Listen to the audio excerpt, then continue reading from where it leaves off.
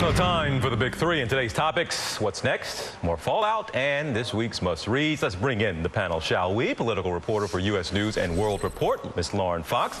Also, professor of political science at Hiram College, Jason Johnson. Also, MSNBC contributor and former Democratic Congressman from Pennsylvania, Patrick Murphy, who is also the first vet of the Iraq War to serve in Congress. Good to see all of you. Lauren, I'm going to start with you in one of your latest articles talking about the GOP angry about the Bergdahl release deal.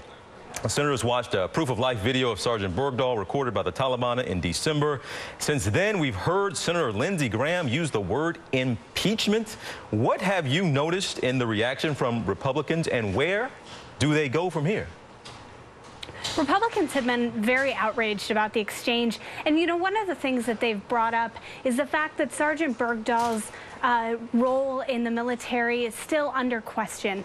One of the things they want to know is what kind of soldier was he, and many of those who served with him have been very critical about Sergeant Bergdahl's service in Afghanistan. And so I think that one of the things we're going to see is they're going to continue on Capitol Hill to have hearings, to be critical of the administration, and the Obama administration is not backing down. The president has said multiple times that he stands by his decision and that it's something he would do again. So I think we're just going to see that this fight is going to ramp up on Capitol Hill. What is your reaction, Congressman? Let me bring you in here. You're an Iraq War vet. What is your reaction to the reaction? Essentially saying, you know what, even if he did walk off, should we not still be doing all we can to go get him? What are your feelings now about Bergdahl and how we're responding to Bergdahl?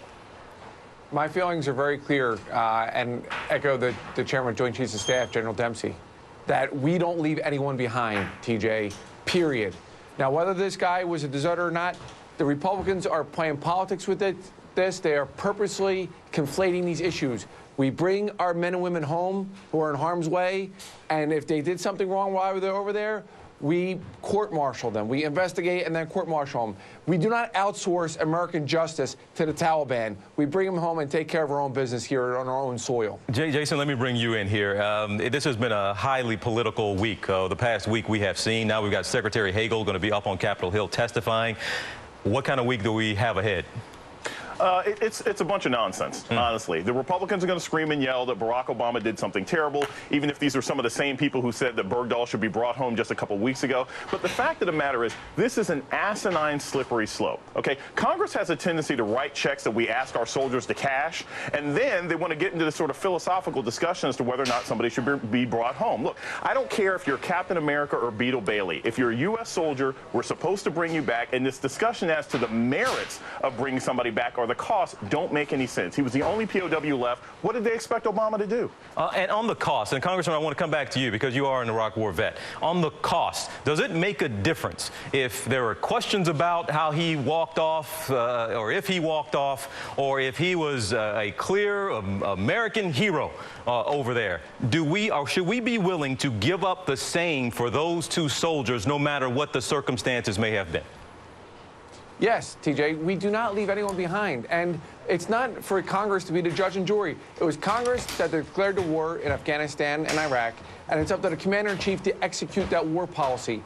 This is part of the war policy. Now, Congress are trying to micromanage it. Of course, as you mentioned, just weeks ago, they were singing a 180. Now that the president acted on it, they're saying, well, we're not sure about that. Listen, we bring everybody home. Everybody.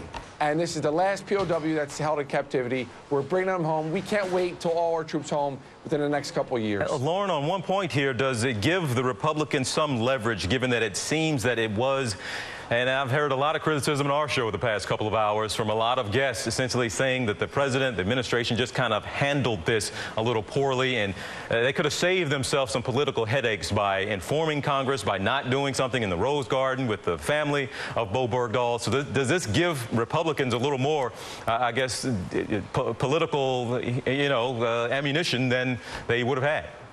You know, the instance in the Rose Garden is an interesting one. I think that the president and the White House knew how controversial this was going to be, and what they were doing in the Rose Garden was trying to make this a very personal issue. They wanted the American people to understand the pain that this family was going through. They wanted them to understand why the president couldn't tell Congress ahead of time. I definitely think that him not going to Congress gives the Republicans more ammunition going forward, but I think the White House already knew that that was going to be an issue. I don't think this is a surprise to them. Not a surprise. Last thing to you here, Jason, you said it's going to be a rough week, but you say it's all foolishness in a lot of ways. What does this say? Should we be taking some kind of pride, frankly, in the fact that, you know, no matter what the circumstances are, and Patrick has been saying this morning that as a country, no matter what, we're going to come get you. Should we, all the controversy and the politics going on, is this a moment we can stop and, you know, be proud of ourselves? There's a U.S. soldier who's back home. There's a U.S. soldier who's alive with his family today because of what Barack Obama did. That is a time to celebrate. We have the rest of Bowe Bergdahl's life to determine if he was a good guy or not, but that's something that every single soldier would want. Whether you were the best soldier in the world or you were an absolute screw-up, you want to know that your country is going to come and get you. And we should be proud of that and happy that we have a president who's willing to do it. All right. Terrorists in video games. That's just one of the things you're going to be hearing about in today's must-reads. The Big Three coming back with me next.